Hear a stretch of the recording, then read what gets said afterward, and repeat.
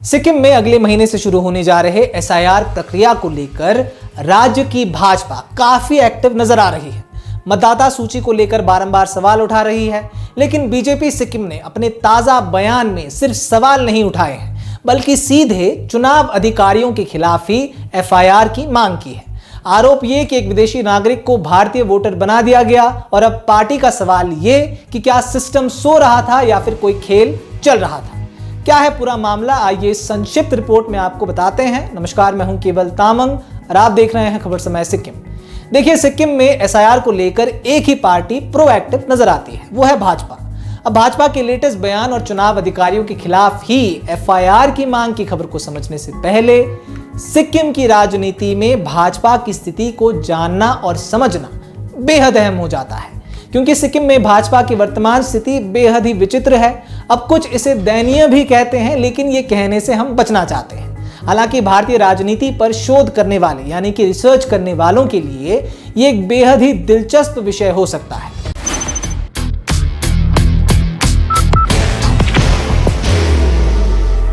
There will only be one insignia.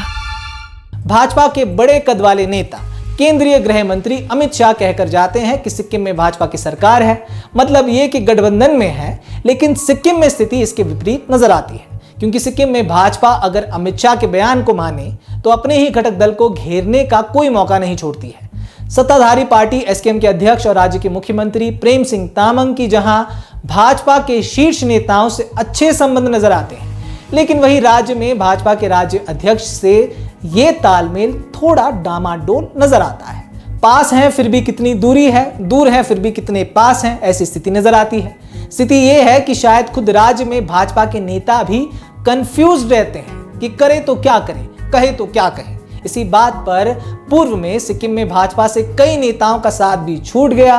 इसी confusion में party से नाता भी टूट गया।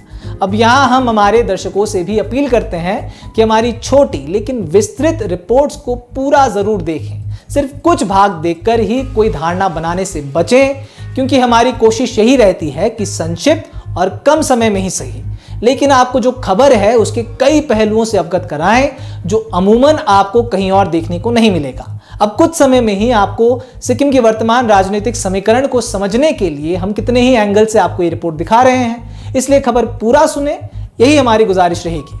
अब बात करें एसआईआर की, जो अगले महीने से संभवित तौर पर सिक्किम में शुरू होने जा रही है, या फिर बात करें इसके इर्द गिर्द उठे मतदाता सूची में गड़बड़ी के मुद्दे की, जिसे भाजपा ही प्रबल रूप से उठाती हुई दिख रही है।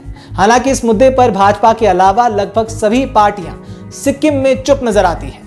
विपक्ष में मौजूद सिटीजन एक्शन पार्टी, जिसकी छवि ऐसी है कि वह जन सरोकार से जुड़े मुद्दे आगे आकर उठाती है, वह भी इस जटिल मुद्दे पर खामोश नजर आती है, चुप रहती है।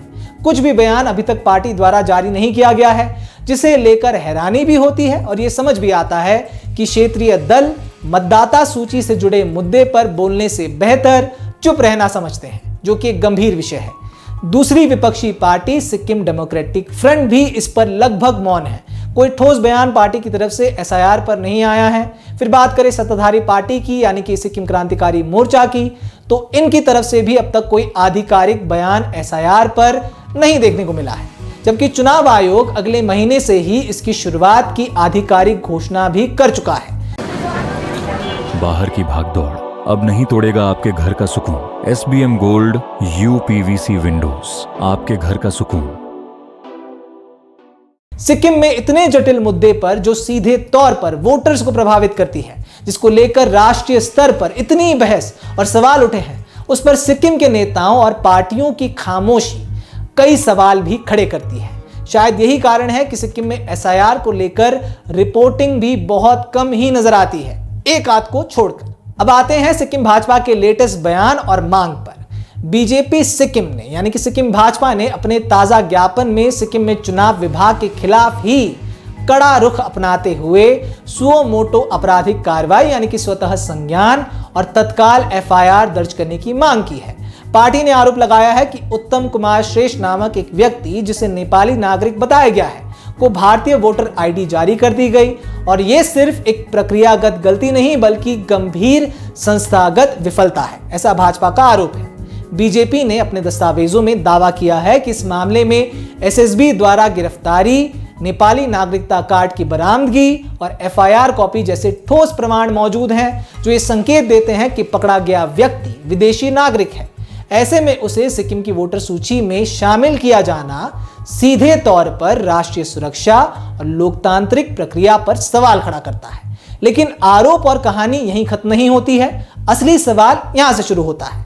अब बीजेपी का यहां दावा है कि जिस आधार पर यह वोटर आईडी बनी है वो फॉर्म 6 और संबंधित दस्तावेज ही गायब है। अब सवाल ये कि क्या ये कागज खुद चलकर गायब हो गए या फिर किसी ने उन्हें गायब करने की जिम्मेदारी निभाई है, क्योंकि बीजेपी के अनुसार चुनाव विभाग द्वारा दी गई एक्शन टेकन रिपोर्ट एटीआर में जिन दस्तावेजों का उल्लेख किया गया वो उपलब्ध ही नहीं कराए गए हैं। बीजेपी के अनुसार इसमें फॉर्म 6 और मूल रिकॉर्ड का कोई पता नहीं है।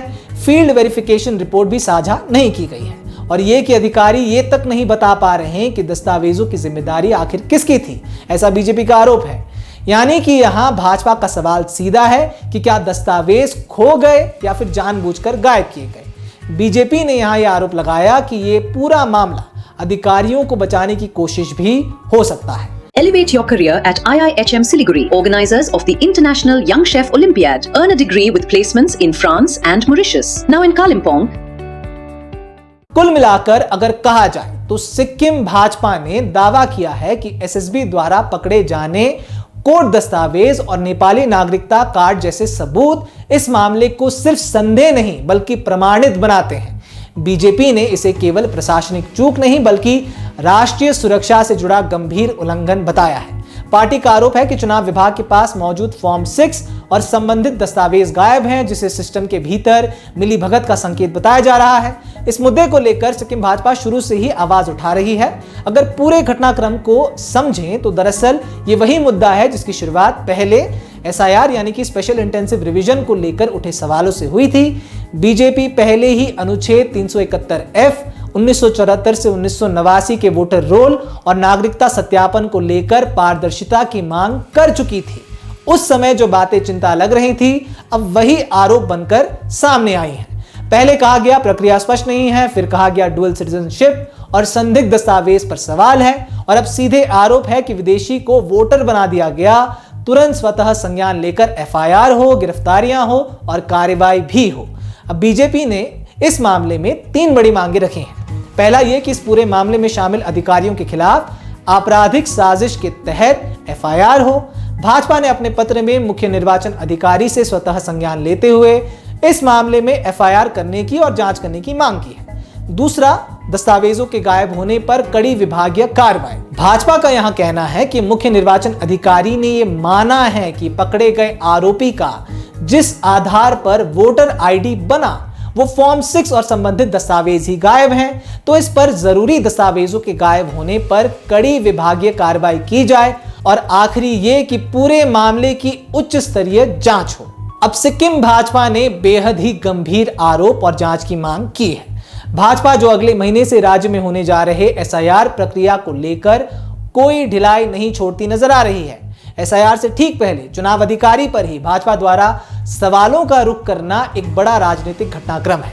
जिस मुद्दे पर राज्य की लगभग सभी पार्टियां मौन हैं, वहां पर अपने नेशनल नैरेटिव को ही बरकरार रखते हुए भाजपा जिस प्रकार एसआईआर के मुद्दे को भुनाने की कोशिश कर रही है, उससे यह साफ होता है कि अगले महीने जब असल में एसआईआर प्रक्रिया सिक्किम में शुरू होगी तब भाजपा पूरी तरह राजनीतिक रूप से तैयार खड़ी होगी। बाकी इस गंभीर मुद्दे और आरोप पर निर्वाचन अधिकारी की क्या प्रतिक्रिया सामने आती है, क्या कोई कार्रवाई होगी भी या फिर सिक्किम में एसआईआर की खबरों की तरह यह मामला भी ठंडे बस्ते में ही रह जाएगा, ये आने वाला समय ही बताएगा। फिलहाल जिन दर्शकों ने इस रिपोर्ट के सिर्फ शुरुआत को ही देखकर कोई धारणा नहीं बनाई और पूरी रिपोर्ट देखकर मुद्दे को समझा, उन सभी दर्शकों का आभार, क्योंकि 1.5 मिनट की रील के जमाने में अहम खबरें ना छूटे यही हमारी कोशिश रही है, कम समय में ही सही, लेकिन इस मुद्दे को हमने आपके समक्ष कई पहलुओं से रखने की कोशिश की है। तो आगे भी इस मुद्दे पर इसी प्रकार हमारी नजर बनी रहेगी। फिलहाल ऐसे ही तमाम खबरों को जानने के लिए हमारे साथ बिल्कुल बने रहें और देखते रहें खबर समय सिक्किम, हर समय खबर समय। धन्यवाद।